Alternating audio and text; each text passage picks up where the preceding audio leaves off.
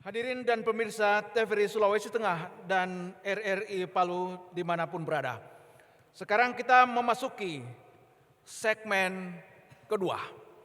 Pada segmen kedua ini, moderator akan mengajukan pertanyaan. Dan pertanyaan ini adalah hasil ramuan pemikiran dari tim pakar yang akan diajukan kepada masing-masing calon, dan ini telah kita lewati tadi melalui pencabutan otrei. Dan untuk yang pertama adalah calon bupati dengan nomor urut 2. Simak baik-baik pertanyaannya.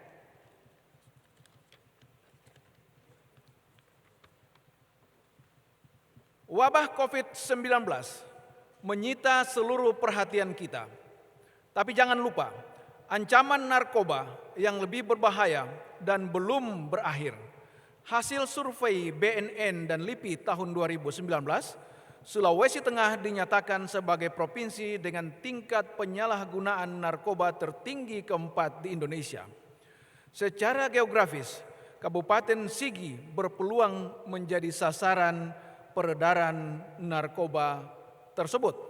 Pertanyaannya, langkah-langkah apa yang akan saudara lakukan apabila terpilih sebagai bupati dalam menghadapi maraknya peredaran narkoba di Kabupaten Sigi? Waktu Anda 5 menit mulai dari sekarang. Itulah yang kami isu dengan visi kami, yaitu religi. Bagaimana pendidikan agama? Di Sigi ini kita kenal ada pendidikan Al-Khairat di sana. Di Sigi ini ada Muhammadiyah di sana. Di Sigi ada DDI. Di sana ada 2 pesantren besar, ada 3 pesantren besar. Dan oleh karena itu kita menggandeng para tokoh-tokoh agama, baik tokoh agama masyarakat, tokoh agama Islam, tokoh agama Kristiani, Buddha dan Hindu, sehingga bersama-sama untuk dapat membina, untuk melakukan pembinaan terhadap baik yang mereka-mereka yang terkena, yang tervirus dengan COVID-19 maupun mereka-mereka yang tersandra di narkoba. Saya salah satu fasilitator di narkoba untuk memberikan penyembuhan terhadap mereka narkoba. Dan rata-rata yang saya lihat adalah anak-anak yang memprihatinkan kita, anak-anak SD, anak SMP, anak SMA. Dan ini satu keprihatinan kita, sehingga itu ada political will dari pemerintah. Maka tadilah saya sampaikan ada 3 pilar ini yang bersinergi. Yang pertama pemerintah, yang kedua agama, yang ketiga adat istiadat. Tokoh masyarakat adat adalah tokoh panutan. Tokoh masyarakat agama adalah mereka tokoh sentral, dan pemerintah itu harus mengayomi. Oleh karena itu untuk COVID dan narkoba ini dua-duanya penting untuk kita selesaikan. Bagi masyarakat yang pada saat ini saya melihat bahwa COVID-19 Sigi ini sudah masuk pada zona merah. Dan oleh karena itu bagaimana caranya untuk dapat menangkal semua ini? Kita harus mentaati protokol COVID. Kita dapat memberikan pendidikan kepada masyarakat. Dan untuk itu kepada masyarakat diberikan pengertian. Kalau pemerintah tidak didengar oleh masyarakat, maka kita menggunakan tokoh-tokoh agama dan tokoh-tokoh masyarakat, tokoh-tokoh adat untuk memberikan pengarahan, untuk memberikan guide and counseling, memberikan bimbingan penyuluhan kepada mereka-mereka yang terpapar dengan COVID dan mereka-mereka yang terpapar dengan narkoba. Dua-duanya seperti 2 mata uang yang sangat berbahaya buat kita. Generasi muda kita yang terpapar dengan narkoba ini sangat membahayakan kepemimpinan masa depan bangsa kita. Demikian juga kita kehilangan nyawa, kita kehilangan mereka-mereka yang akan menjadi pemimpin masa depan juga disebabkan oleh COVID ini. Maka bagi kami, insya Allah kami terpilih 2020. Tanggal 9 Desember 2020, maka kedua-duanya merupakan prioritas kami untuk dapat melakukan yang terbaik, baik penanganan COVID maupun penanganan narkoba untuk anak-anak bangsa yang ada di Kabupaten Sigi. Di samping itu Bapak saudara-saudara sekalian, dalam konteks kehidupan kita ini, bagaimana orang-orang yang terkena COVID? Kita harus dapat memulihkan perasaan mereka. mental mereka, dan oleh karena itu dilakukan pembinaan terhadap mereka dengan melakukan peningkatan ekonomi mereka. Lewat apa? Lewat UMKM, lewat kegiatan-kegiatan sektor informal, lewat pendidikan-pendidikan formal, sehingga mereka itu dapat menghasilkan duit tanpa keluar, tanpa berada di tengah-tengah masyarakat.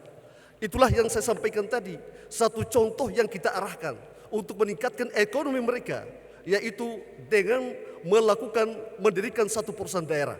Ada holding company mengarahkan mereka semua untuk mencari uang, dan untuk itu kepada mereka sebagai aset kita, aset bangsa yang ada di Kabupaten Sigi, mereka-mereka yang terpapar, mereka-mereka yang pada saat ini belum terpapar, tetapi kita berkewajiban untuk mengarahkan mereka melakukan guide and counseling kepada masyarakat kita. Dan saat ini saya berbangga di Kabupaten Sigi ini dengan visi misi kami, dengan religi ini dapat melibatkan seluruh stakeholder, termasuk pemimpin-pemimpin agama, pemimpin-pemimpin adat, untuk mengarahkan bersama-sama menanggulangi COVID-19 dan menanggulangi bencana yang paling besar, yang paling berbahaya untuk kita adalah bencana narkoba. Untuk itu kepada seluruh masyarakat Kabupaten Sigi, mari kita bersama-sama bergandengan tangan, mari kita bersama-sama memberikan informasi, mari kita bersama-sama membantu masyarakat kita, menyelamatkan generasi kita, menyelamatkan masyarakat kita, baik yang terpapar pada COVID-19 maupun mereka yang sudah terkontaminasi dengan narkoba. Sigi ini adalah daerah yang dekat dengan kota. Sigi ini orang yang mabuk di Palu, orang yang minum di Palu, mabuk di Sigi. Kita ini hanya dibedakan oleh jalan. Maka perlu kerjasama antara kita, antara pemerintah daerah Kota Palu, pemerintah Kota Palu, dan pemerintah daerah Kabupaten Sigi. Terima kasih.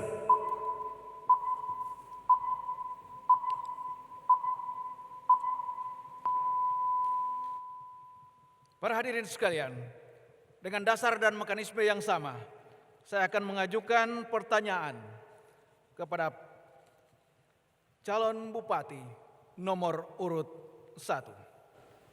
Pertanyaannya, permasalahan pendidikan yang muncul selama pandemi dengan diberlakukannya sistem pembelajaran daring atau online, beberapa fakta lapangan menunjukkan bahwa infrastruktur yang tidak merata di setiap wilayah menyebabkan kecepatan jaringan internet otomatis akan berbeda di setiap wilayah, bahkan tidak menutup kemungkinan ada wilayah tertentu yang tidak bisa disentuh jaringan internet. Pertanyaannya, apakah yang akan dilakukan oleh bupati dalam mengatasi hal tersebut bila Anda terpilih?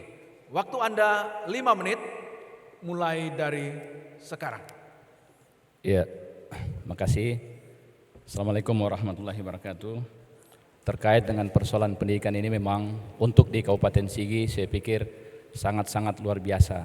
Artinya kalau kita mengacu ke 8 standar nasional yang akan kita lakukan, yakin dalam waktu yang singkat tidak akan mungkin dilakukan. Itu yang pertama. Kedua, jarak begitu luar biasa. Terkait dengan pertanyaan bahwa terkait dengan penguatan IT untuk ujian nasional berbasis komputer, ini juga menjadi masalah. Langkah-langkah yang kami lakukan adalah sejak di tahun pertama kami menjabat telah mengusulkan BTS untuk jaringan-jaringan di semua titik wilayah. Alhamdulillah proses ini begitu panjang. Komunikasi kami di kementerian, kemudian hubungan-hubungan yang kami bangun hampir memasuki 2 tahun lebih. 2 tahun lebih itu baru di ACC. Setelah tahun kemarin masuk di pasca gempa, baru dibangun BTS dari 18 usulan ada 17 yang di ACC. Kemudian termasuk Kalamanta, Piana Kalamanta Batas ini yang sudah masuk, dan tahun ini kami tindak lanjuti lagi ada sekitar 15 sehingga ini bisa masuk. Harapannya adalah terkait dengan persoalan sekarang untuk COVID kemarin, kita juga kewalahan. Tidak mungkin kita mau mendorong ke daring dan luring. Nah, ini juga sangat luar biasa. Nah, terkait dengan formasi guru di semua titik wilayah, secara kuantitas kita kelebihan, tapi secara kualitas kita kekurangan. Apa yang terjadi? Rata-rata wilayah jauh itu sangat kekurangan guru. Bahkan ada satu sekolah satu kepala sekolah, dialah yang mengajar di kelas dengan rombongan belajar yang begitu besar. Nah, ini juga tidak sangat-sangat maksimal. Kedua, tenaga honorer juga yang didorong ke wilayah-wilayah ini juga sangat luar biasa. Bahkan ada guru SD hanya tamatan SMA yang honorer. Nah, apa langkah pemerintah? Pertama, langkah-langkah yang kami lakukan kemarin sejak saya dilantik, mengusulkan tenaga honorer K2, sekalipun kebijakan nasional honorer K2 itu ada di Kementerian PAN dan BKN. Tetapi sampai hari ini 8.000 lebih yang kami usulkan belum ada. Kenapa? Undang-undang honorer belum ditetapkan. Kemudian terkait dengan formasi untuk guru, kita sudah menyusun formasi guru, termasuk tenaga kesehatan di wilayah-wilayah terisolasi. Tetapi ini juga sangat berat. Penentuan formasi itu bukan di kabupaten, penentuan formasi itu ada di pusat. Nah, setiap tahun kami hanya mendapatkan jatah 150. Nah, guru sekitar 25, dibagi tenaga kesehatan 25, tenaga administrasi 50, tenaga teknis 50, 150. Dengan waktu yang sangat dekat untuk mencapai penguatan-penguatan nasional dalam rangka mencerdaskan kehidupan bangsa, ini juga sangat berpengaruh. Pertama, terkait dengan bagaimana kualitas tenaga didik mendorong anak didik itu sendiri. Dari sini saja sudah akan berpengaruh. Nah, ini mungkin bukan hanya pemerintah kabupaten, butuh political will pemerintah provinsi bersama-sama mengusulkan kepada Kementerian PAN dan BKN sehingga jatah guru untuk Sulawesi Tengah, terkhusus wilayah-wilayah terisolasi, wilayah-wilayah terpencil itu harus dilakukan. Kemudian pembagian guru tidak merata, ini sangat benar. Kenapa? Wilayah-wilayah terdekat seperti Kecamatan Biromaru, Dolo, Maraola, tumpukan guru itu begitu besar. Nah, di satu sisi ada hal-hal yang sangat luar biasa. Nah, ini juga yang memang harus kita lakukan, bahwa untuk guru ini rata-rata perempuan yang sangat banyak. Nah, kita mendorong ke wilayah terisolasi ini sangat juga tidak masuk akal karena mereka ada suami dan istri. Nah, sehingga kebijakan kami kemarin setiap formasi kita harus buka di wilayah-wilayah terisolasi. Dan sampai hari ini terus terang untuk wilayah jauh ini juga sangat-sangat kekurangan guru. Nah, tentunya upaya kami lakukan sudah, tetapi ada political will pemerintah provinsi, bukan hanya kebijakan pemerintah kabupaten, karena kami hanya mengusul. Penentuan formasi itu ada di tingkat nasional. Bersama-sama kita bicarakan ini sehingga nilai ini bisa mendorong kembali. Pertama, pemetaan guru karena kita kekurangan guru.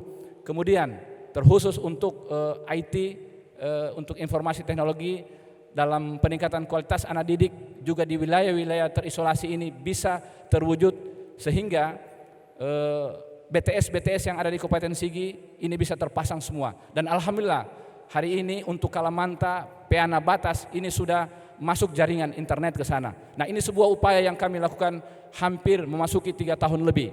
Upaya ini terus kita dorong sehingga insya Allah ke depan Sigi ini lebih cerdas, tentu Sigi ini lebih kuat, lebih maju lagi membangun daerah menuju daya saing ke depan.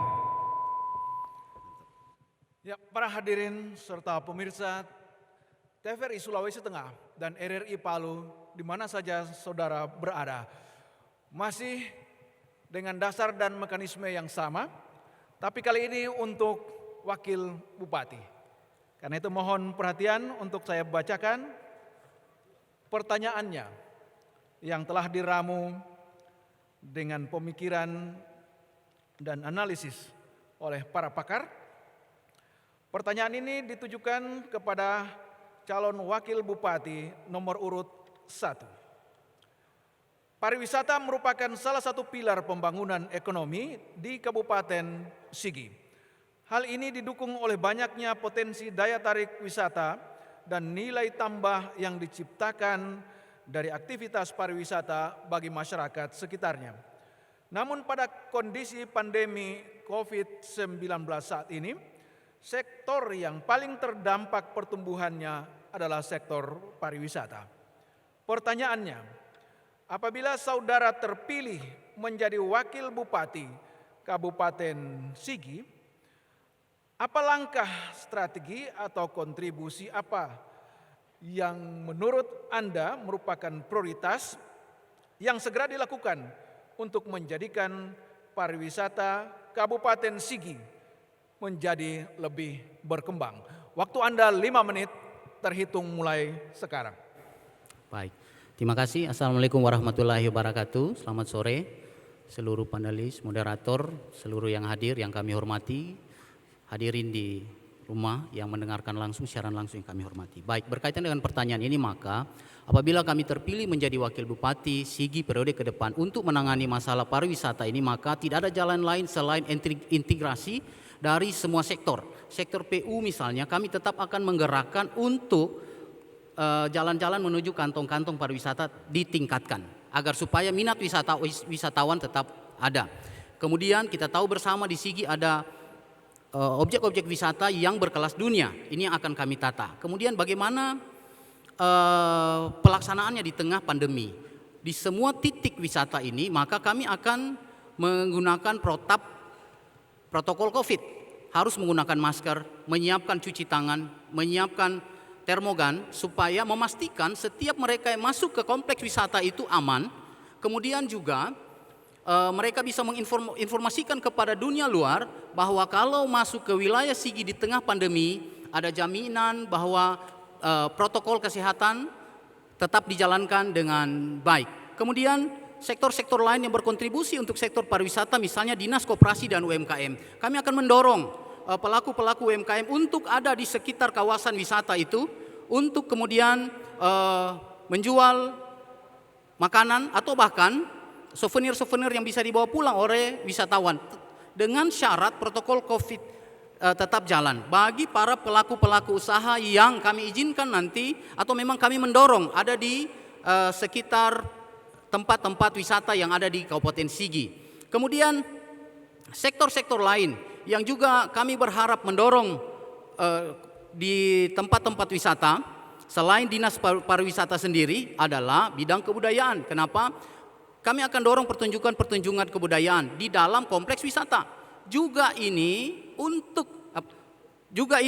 kami berharap untuk meningkatkan pendapatan, tetapi tetap berjalan dalam koridor protokol COVID. Sehingga sekali lagi pesannya adalah setiap mereka yang datang tetap terjamin bahwa di Kabupaten Sigi tetap membuka tempat-tempat wisata dengan catatan protokol COVID tetap dilaksanakan, menggunakan masker, di termogan sebelum masuk, termasuk perlengkapan mencuci tangan ada di setiap tempat-tempat wisata. Ini akan menjadi catatan kami, sehingga kami dan dalam pelaksanaannya nanti tetap kami akan melakukan evaluasi. Apalagi memang tugas kami ke depan adalah melakukan evaluasi. Selain merencanakan evaluasi untuk semua kegiatan di tempat-tempat wisata juga kami akan lakukan. Sehingga pendapatan asli daerah tetap ada, kemudian ekonomi masyarakat tetap ada, tetap tumbuh di tengah pandemi COVID. Ini beberapa hal yang tentu akan kami lakukan ke depan di tempat-tempat wisata yang berpotensi untuk mendatangkan wisatawan di Kabupaten Sigi. Kemudian untuk sektor-sektor lain, kami tentu akan bekerja sama selain dengan dinas terkait, ada organisasi-organisasi yang mendukung pariwisata. Misalnya mereka yang suka dengan wisata terbang layang, maka kami akan berkoordinasi dengan organisasi yang menaungi wadah terbang layang ini. Kami berkoordinasi bersama sehingga mereka dapat memanfaatkan tempat-tempat wisata yang ada di Kabupaten Sigi dengan tetap melakukan terbang di saat-saat cuaca yang bagus, baik. Kemudian kami juga akan menyiapkan segala fasilitas. Tadi nih jalannya diperbaiki, kemudian masuk di arena wisata tentu karena bekerja sama dengan Pemda ada kemudahan-kemudahan yang akan kami lakukan di organisasi yang betul-betul bisa juga menjadi daya tarik wisata. Karena kita tahu bersama di Sigi ada wisata kelas dunia yaitu para layang. Ini yang kami sebutkan tadi, organisasi mereka akan kami tarik ke dalam untuk bergabung bersama-sama dengan pemerintah daerah. Pemerintah daerah tidak bisa bergerak sendiri. Jadi ini akan kami lakukan ke depan untuk mendorong sektor wisata tetap bergerak di saat pandemi.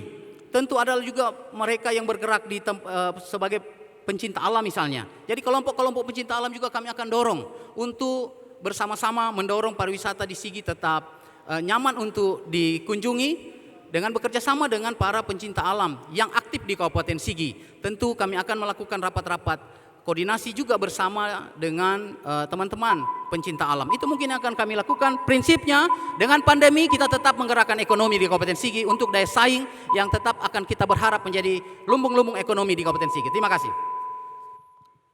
Ya, selanjutnya Kita akan beralih kepada pertanyaan berikut untuk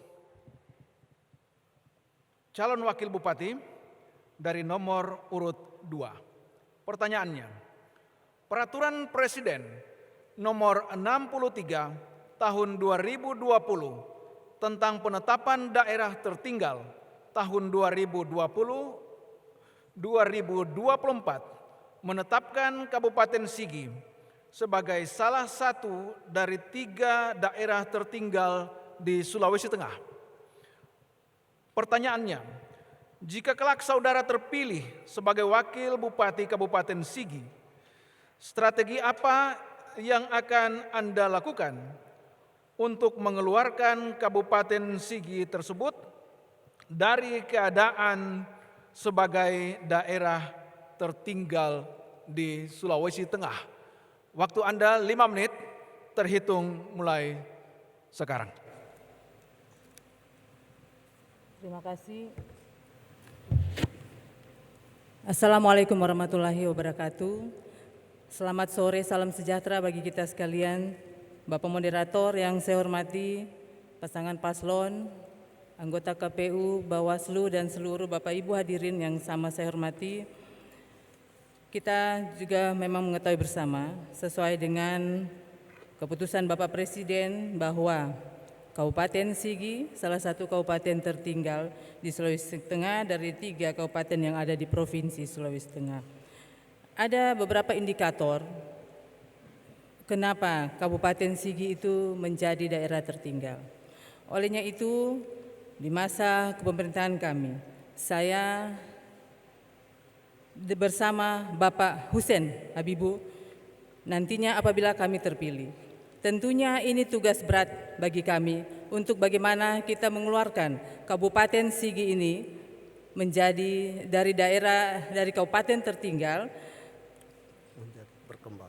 Minimal menjadi daerah tertinggal, tetapi lebih bagus kalau maju sesuai dengan visi kami, yaitu Kabupaten Sigi yang maju, berbudaya dan religius. Suatu visi merupakan suatu arah tujuan dari suatu sistem dari apa yang akan kita tuju. Dari visi kami yaitu maju, yaitu dari segala sektor yang akan kita bangun. Yang pertama infrastruktur, karena salah satu faktor diantaranya di dalamnya itu ada infrastruktur. Bagaimana infrastruktur ini bisa menjangkau sampai daerah-daerah pelosok yang ada di Kabupaten Sigi, sehingga daerah-daerah terisolir yang tadinya masih menjadi desa tertinggal dengan keterbukaannya infrastruktur di sana itu boleh keluar dari ketertinggalan yang ada, dan dari segi jalan, jembatan, irigasi juga yang menunjang sektor-sektor lainnya sebagai sektor pertanian yang ada di Kabupaten Sigi. Ini juga menjadi sektor unggulan daripada kami nantinya, dan juga UMKM dan juga sektor kesehatan. Salah satunya yang sekarang itu persoalan stunting. Ini juga menjadi indikator kenapa Kabupaten Sigi itu masih tertinggal, karena masih tingginya tingkat stunting yang ada di Kabupaten Sigi. Olehnya itu upaya-upaya di bidang kesehatan yang akan kita lakukan di tengah-tengah pandemi COVID pada saat ini, tentunya banyak hal yang kita harus ubah dan kita harus benahi kembali dari sektor kesehatan ini, sehingga upaya-upaya juga yang kami telah lakukan walaupun sudah mendapat juga penghargaan, tetapi tingkat stunting ini memang dalam gerakan Sigi pada saat ini, karena ini masih kepemimpinan kami, itu juga sudah kelihatan, tetapi belum menunjukkan penurunan yang berarti. Tingkat kemiskinan juga di Kabupaten Sigi, yang ini juga salah satunya indikator tingkat kemiskinan di Kabupaten Sigi dari tahun 2018 ke 2019 masih mengalami peningkatan, dan tentunya ini juga bagaimana kita bisa keluar dari semua ini. Kita mempunyai visi yang tadi saya katakan maju, kita di bidang pendidikan juga kita harus bangun pemerataan pendidikan bahkan sampai di pelosok-pelosok. Yang kita kenal juga sampai saat ini memang di Kabupaten Sigi di pelosok-pelosok itu tingkat pendidikan masih cukup rendah, yang biasanya sekolahnya masih ada rata-rata masih punya 1 PNS yaitu kepala sekolah. Bagaimana memeratakan sektor pendidikan ini sehingga sampai di tingkat desa sampai di tingkat desa dan yang terpencil pun itu pendidikan boleh dilakukan dengan baik dan juga membangun infrastruktur pendidikan itu sendiri, sarana prasarana yang menunjang pendidikan itu sendiri, begitu juga dengan sektor kesehatan yang ada di Kabupaten Sigi dan juga UMKM, memajukan UMKM sehingga perekonomian masyarakat di tengah-tengah pandemi Covid saat ini tentunya perekonomian masyarakat yang kita akan bangun ke depannya itu.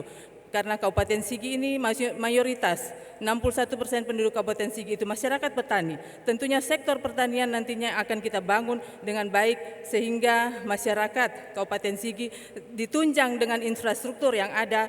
Kita insya Allah ke depan Kabupaten Sigi bisa keluar dari kategori kabupaten tertinggal dengan beberapa inovasi-inovasi yang akan kami lakukan nantinya bersama Bapak Hussein Habibu untuk membangun Kabupaten Sigi sehingga indikator-indikator tadi boleh kami penuhi lewat visi dan misi kami.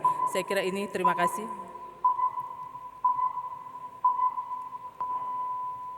Kita beri aplaus untuk kedua calon wakil bupati kita yang telah memaparkan pikiran masing-masing. Baiklah para hadirin sekalian, sebentar lagi kita akan masuk ke segmen yang ketiga, di mana masing-masing calon bupati dan calon wakil bupati akan saling bertanya. Oleh karena itu, tetaplah bersama debat terbuka pasangan calon bupati dan wakil bupati Kabupaten Sigi tahun 2020.